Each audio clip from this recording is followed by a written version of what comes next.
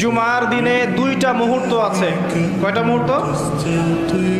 দুইটা বললাম এই কারণে, হাদিসে কিন্তু দুটা বলা নাই, বলা আছে একটা। কিন্তু ওই একটা মুহূর্তের ব্যাখ্যায় আলেম ওলামারা দুই রকম মত দিয়েছেন, তাই আমি দুটোর কথা বলেছি। দুটো সময় আছে, এই সময় যদি আপনি দোয়া করেন, আপনার রিজিক যদি হালাল হয়, আপনার আকীদায় যদি শিরিক না থাকে, আপনার আমলে যদি বেদাত না থাকে, ইনশাআল্লাহ আপনি যা চাবেন আল্লাহ তাই দিবেন। সময় দুটো হচ্ছে, এক, ইমাম সাহেব খুতবা শুরু করার পর থেকে নামাজ শেষ করার আগ পর্যন্ত এই সংক্ষিপ্ত সময়ে আপনি দোয়া করতে থাকবেন মনে মনে, ইনশাআল্লাহ দেখবেন আল্লাহ আপনার দোয়া কবুল করেছেন। দুই, আসরের নামাজ শেষ হওয়ার পর থেকে মাগরিব পর্যন্ত এই যে সময়টা, এই সময়ের মধ্যে দোয়া করবেন, ইনশাআল্লাহ আল্লাহ আপনার দোয়া কবুল করবেন।